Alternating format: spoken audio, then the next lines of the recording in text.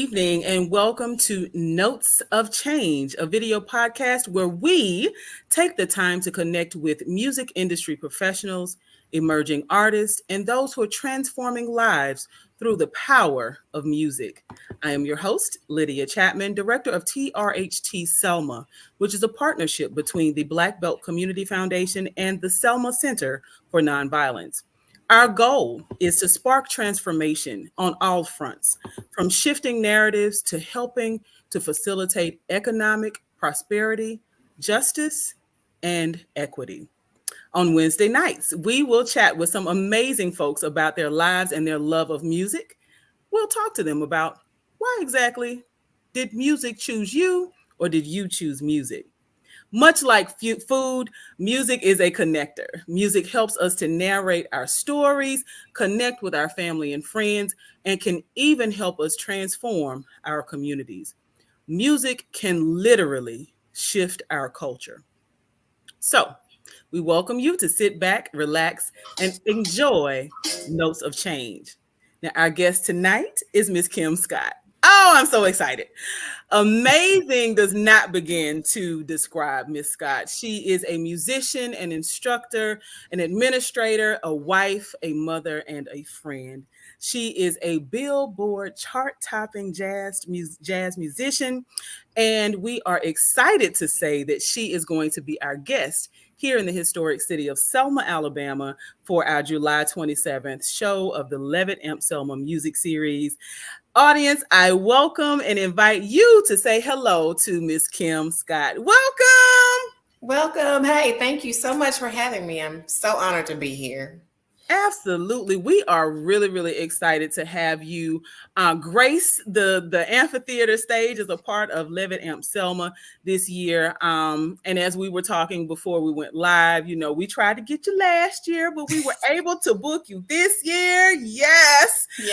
So we are super, super excited to be able to have you come to our historic city and share your amazing, oh my goodness, if you have not checked her out, just Google her, Kim Scott Jazz, and that's all you need to know, right? So, I love it. Yes, absolutely. So I wanted to really just give you an opportunity to talk to the audience and just kind of share yourself with us. The goal of the show is to invite people into the space to learn more about the artists, particularly those that are a part of the Levitt AMP Selma music series. And so, quick question for you, and that is, tell us one thing about yourself that we would be shocked to know. Ooh. Mm-hmm. Well, that's a good question. Well, you know what? Since I was about 9 years old, Mm-hmm. I knew that I wanted to do what I'm doing right now. And that's odd because, you want to be a veterinarian, you want to be a doctor, and you switch it 5, 6, 7, 8 times. But once I learned or started playing flute, I knew I wanted to do that for the rest of my life. I didn't know what that meant exactly or how I would make money. It wasn't even a thought of how I would make money. I just knew that I was going to be doing this. So, Wow. From the age of 9, that's a beautiful thing, right? To know at such an early age. And so want to ask you more about yourself. So when we hear the name Kim Scott, right, I know that you are a phenomenal musician. Because I've read about you and I follow you on social media. I also know that you are an instructor. I just found out that you also are one of the administrators leading the Alabama School of Fine Arts. And so, who is Kim Scott? Who is she? Yes. Well, you kind of mentioned it earlier. I think I wear many, many hats. Most proud to be a wife and a mom, but very, very grateful to be a musician. To be able to share God's gift that he's given me with the world and to do it on such a big platform is, just such a delight. I am an educator. I love, love, love working with young people. I love inspiring young people and watching that light bulb come on for them, so that they, have encouragement and the desire and the skill set to do whatever they want to do in life. Um, so I just that's Kim Scott. All of those things together. I can't say it's just one thing to pick up, to point out rather. And that's a true testament to being a human being. We are multifaceted. We have interests of all different ranges. The fact that you said that you love seeing that light bulb come on, that is so important. And in your Mhm. role, as an educator, that actually means that this is your calling, right? Yeah, and yeah, I feel like it is. And I never desired to be a teacher ever. Ever, ever.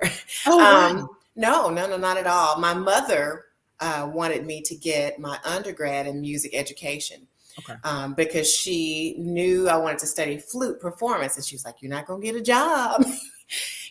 Right. And I chuckled. I still Yeah. majored in performance, Hmm. but took some education classes to be wise. Hmm. But still thought I would be only performing. And an opportunity came for me to interview at the Alabama School of Fine Arts, where I graduated from high school. Okay. Yeah, and the person who asked me to interview said, "We remember when you were a student, and you said, you may not remember it, but we remember you saying if you ever had the opportunity to come back." I was like, "Okay, well," so. But I'm a firm believer that God orchestrates your path and gives Amen. you all these different obstacles and opportunities to grow and prepare for that next step. So I think a Mhm. lot of the things that I did while I was in school was not only preparing me to be a performer, but was preparing me to share my performances and the life of a performer and all that I gained to be a great performer with the younger generation. So, And so in saying that, like, I want to ask you, why music? Like, what is it about music that just speaks to you, that just touches you in a way to let you know, like, when you were 9, what was it that said, you know what, like, what resonated for you to say, this is it? Like, I mhm, really find joy doing this. yeah. First of all, music was in my household. Mm, I'm talk about exposing your children. They need to hear these things and see these things. yes. But my mother is a classical pianist. My dad played saxophone. Uh-huh. My Okay. mother was a music educator for over 30 years in the Birmingham school system. And Okay. before I was born, my parents, along with a couple of uncles and aunts, had a band. And they were signed to Wow. a very famous label, the famous Stax Records label out of Tennessee. Yes. Yes. Okay. So they would open up for, you name it, Lionel Richie. I mean, their band was called the Dynamic Soul Machine. They made records. You can go to YouTube right now and hear their record. So I think it's already in there. It was instilled in me. Hmm. But when the children came along, they exposed us to classical music. They took us to the symphony. Mm. They played jazz, they played funk music, they played all different variations. They made us take music lessons. So from a very, very young age, I was playing piano, I was playing violin. So I think it's all about exposure. And once I was exposed to it, Hmm. it was something about the way that it made me feel. It was just like, it inspired you, it could change your mood. I was happier when there was music on. I was really excited when my mother was going to pull out the vinyl records of the Boston Symphony Orchestra, Yes. you know. Yeah. So and then once I was old enough to start band in fifth grade and learn the flute, Mhm. it was a wrap. I thought there was nothing more that I wanted to do. I mean, I practiced more than I studied. And I was a good student. But I was that kid that your parent did not have to, my parents didn't have to tell me to practice because Mhm. I loved it so, so much. So, Wow. yeah. So I think it was always in me. I think I'm destined to do what I'm doing, if that makes sense. Like it's Absolutely. natural for me. Absolutely. And I want to go back to this word that I heard you say more than one time, and that is exposure. right? A huge part of what the Levitt Foundation and why they choose to invest in communities and provide seed funding for concert series is to expose communities to lesser heard genres for that particular community. Now, we understand that jazz is super popular, right? And so your genre of music is not necessarily one that we would say would be less popular. But for a city like Selma, like our last performance, we had a bluegrass band out of Nashville, right? And so our community isn't necessarily a bluegrass community, but the goal is to expose our community to new types of music.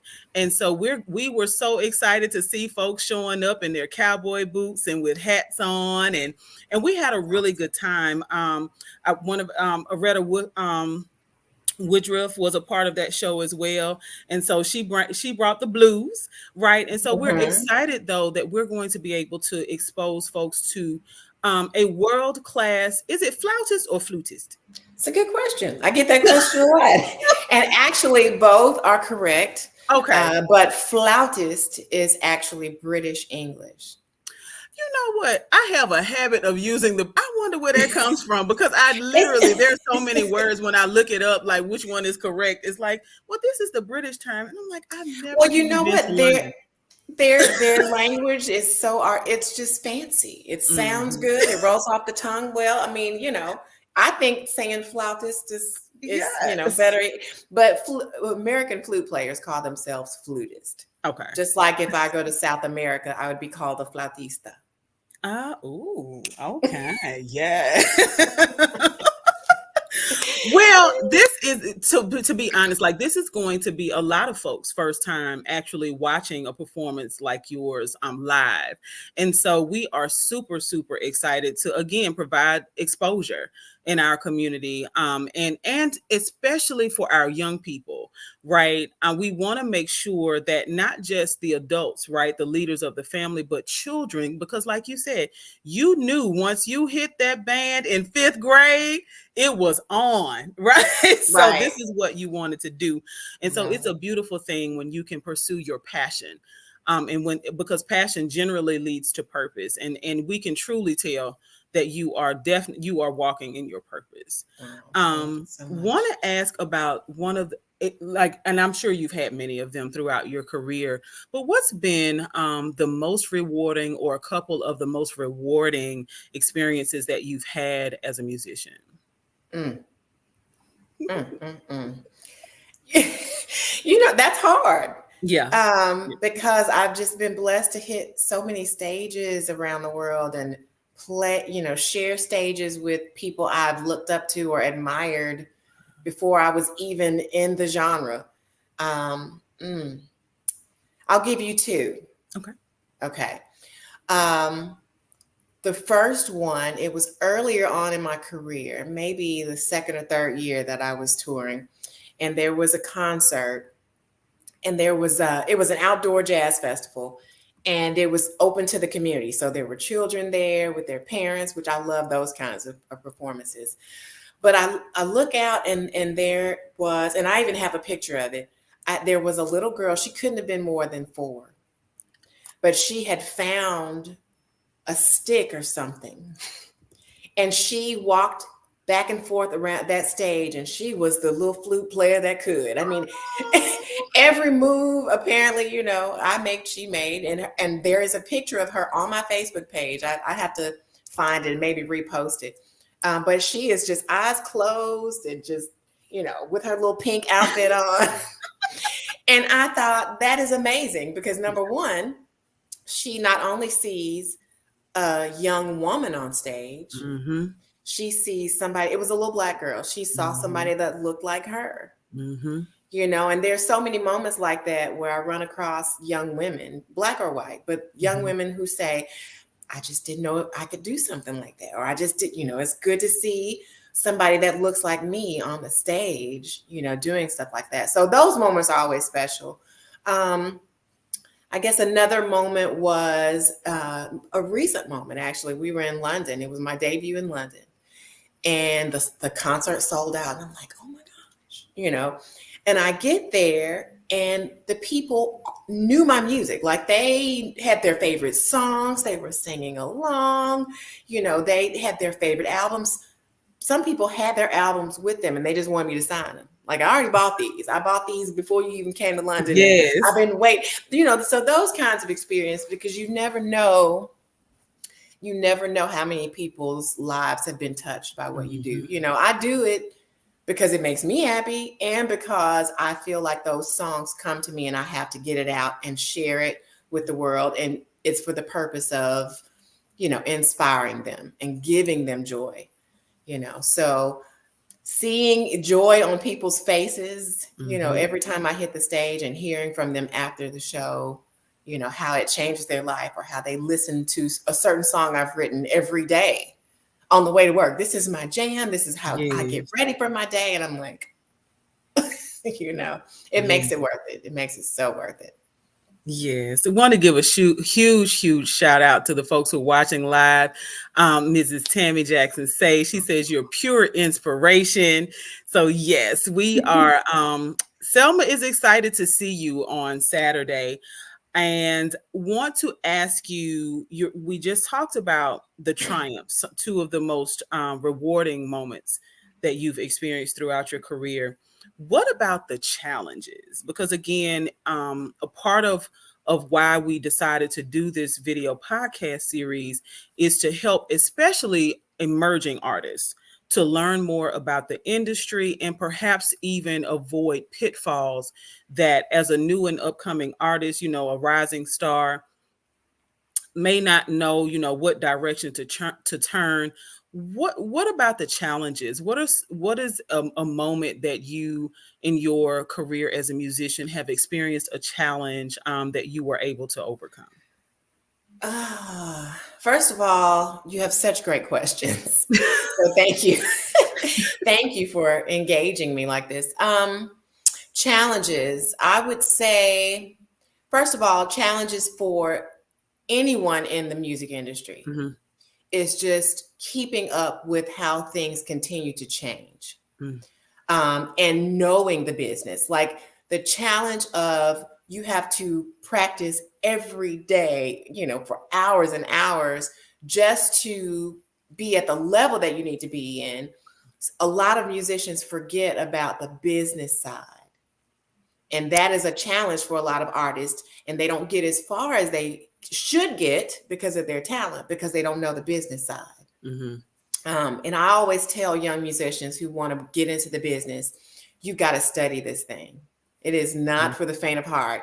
There are books out there like Everything You Need to Know About the Music Business by Ronald Passman. Anybody in the arts who wants to go into business, whether it's performing or music business or, production, anything like that, that is a book that is like the Bible for musicians. It talks about how to secure a manager, what to look for in a manager, how to read contracts, how to negotiate royalties. What are all the entities that pay you? Because you want to get all of your coins, not just, you want to get your publishing money. You want to get all that stuff, your artist money. There's so many different facets. So the challenge for most musicians is just that. Because you'll put out a great product, you don't know how to market it. You don't have a great team behind you who's knowledgeable. You don't have, those are some major components that are missing from the artists who feel like I'm doing all this stuff and I just haven't hit that mark yet. It takes a whole package. You got to be a great artist and a great business person. So that wasn't particularly a challenge for me because I had good mentorship going into the business. That's another thing for anyone wanting to get into any type of business. Find a person doing great at it right now. See if they can be your mentor, or study them. See what kind of moves they're making, because they're doing something right. But challenges for me. And I think it's the nature of the instrument that I play. So my background is classical music. So all my degrees are in classical flute. I play with the symphony. And the flute is not a jazz instrument. It's saxophone, it's guitar, it's bass, it's, anything but flute for real. And Right. so, and there aren't a lot of jazz flutists out there. There are some great ones, but there aren't a lot of us compared to the other instruments. So Mhm. just breaking out into a genre that's heavily saturated with those other instruments and being like, yeah, I play the flute Hey. Right. and it's funky and I can make you dance, that kind of thing. So, Yes. and I write my own music and, I really have something to say. And just showing them that I am a performer. I love to entertain. So I had to really spend some years getting out there and putting that out, into the atmosphere. And, people started to notice, but it's some work. It is some work. It's extremely rewarding, but you just have to keep going and you got to keep, putting your music out there and keep your brand Mhm. in everyone's eyesight. Be very aware of your brand. Once you put it out there, people are watching. So make sure you are representing yourself in the best light and make Right. sure you continue to, elevate the brand. I'm so glad that you mentioned the importance of making sure that your brand has maintains integrity, and that you're representing your personal brand well. Because even beyond the field of music, right, and entertainment, when we think about just business in general, once you become a public figure, quote unquote, right, whether you own a business like a restaurant, or if you sell t-shirts, honey, listen, you or you sing really well and you have this Right. public persona, or you play the flute and you travel the world doing it, right? You have a public persona that people set a different level of expectation for you.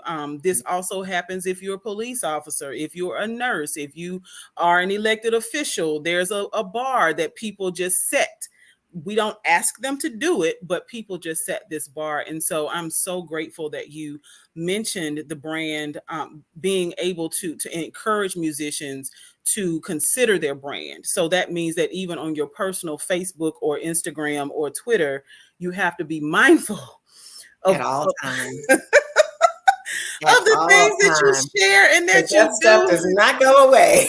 Okay, the And people are WWW. watching. Yes, yes. And people are watching, they're hanging on your every post. Yes. Listen, okay, hanging on your every post. For Yes, I sure. love it. So now I want to ask you about your musical inspirations, right? And I know that you mentioned your family earlier. You talked about your mom and your dad and folks that had a band, and so beyond your family, do you have musical inspirations that you can point to and say, you know what, they are a part, he or she, or they are a part of why I do what I do?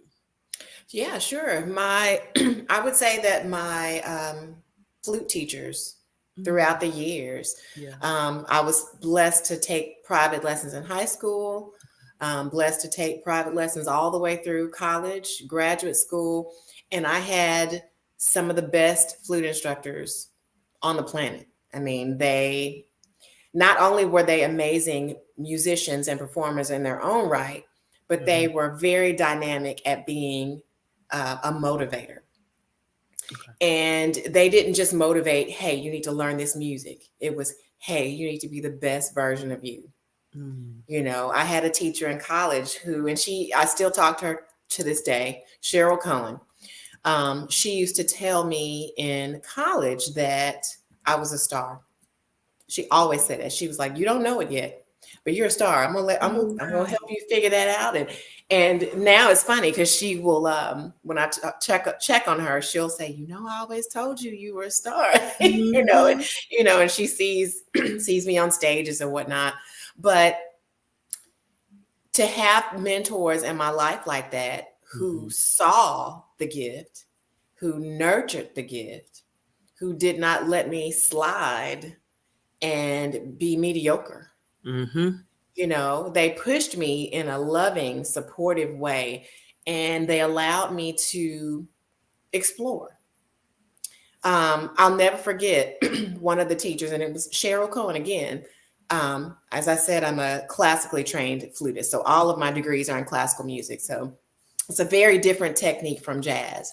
But one particular lesson I went in, and Cheryl Cohen said, "Today we're just going to improvise." Improvise. I didn't know how to do that at that point. That was not in my tool set, skill set. I'm a classical flutist. We don't Yes, like what do improvise. you mean? Yeah. And it was new to me. And she didn't say why she wanted me to do it, other than, I just want you to be vulnerable. I want you to play what comes out of your spirit naturally. Mm. And doggone it, that's what I do right now. She Yeah. opened up that door for me, Yeah. because that was not a part of how my brain operated. But she saw something and she was building, Mm-hmm. So I tell you, God is something else. He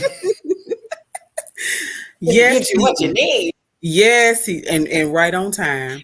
Right on time. Listen, so you have family, you've had instructors who have served as inspirations to your current career and the moves that you've made. And so now music also has been a part of most movements, right? Mhm. Around the world. In fact, Selma is known for the voting rights movement. Music was a huge part of the voting rights movement, from the songs that people sang in pursuit of voting rights during public marches, to the concert, right in the city of St. Jude, right outside of Montgomery. A concert was held where Harry Belafonte and other major stars came to entertain the folks who had literally walked from Selma to Montgomery. So wanted to ask you, what do you want people to feel when they hear your music? Like when you are playing the flute, how do you want your audience to feel? I want people to go on a journey with me. Mm, I want them to experience every emotion that hits them naturally. mm, There are going to be moments in the show where there's pure joy and they want to dance to every beat, every song. There's going to be moments where I'm going to take them to a place of reflection. mm. There are going to be moments where we're celebrating love. Yeah. And then I'm gonna turn it back around. We're gonna celebrate the women and party it on out. So, but the music is supposed to move you, in different ways. Yeah. We're human beings, and we're Mhm. built to express and every extreme. Um, but yeah, I just love to spread joy and inspiration and inspire people through music. Yeah. I feel that that's what I'm supposed to do. Um, I'm excited to do it in Selma, Yes, Alabama, yes. because like you said, there's so much history there. And even Mhm. for jazz, just playing jazz there, jazz inspired a lot of moments within the civil rights movement, the Mhm. Harlem Renaissance as well. All of that ties into our people and the music, that is being put forth. It's going to be a beautiful thing. I'm excited about it. Absolutely. And so we have folks, huge shout out to Glennis Dukes, who is one of our super fans for the Levitt AMP Selma Oh, music series. So we're excited. Selma is excited to have you, and we are delighted to even have this opportunity to share with people a deeper knowledge of who Kim Scott is, before you hit the stage. If you could give the younger version of yourself, let's just say the 14-year-old version of yourself, any one piece of advice, taking all the knowledge that you've accumulated throughout your career, if you could go back to 14-year-old Kim Scott, what would you tell her? child, you don't know everything. Come on with the honesty. Listen. I'm just saying, I was one of those, I know it all. I Mm, can answer a question. I know how to do this. I know how to do that. Um, I think it would have saved me, I could have opened my ears to more opportunities, to more life lessons. Thank God I made it. yes. And I think with a good support system and my education and my passion and drive, I've been able to achieve some really great things. But I think, if I could have gone back and gotten that, a little bit of information, or maybe a little further, I don't know. Okay. But you know what? I'm the oldest child.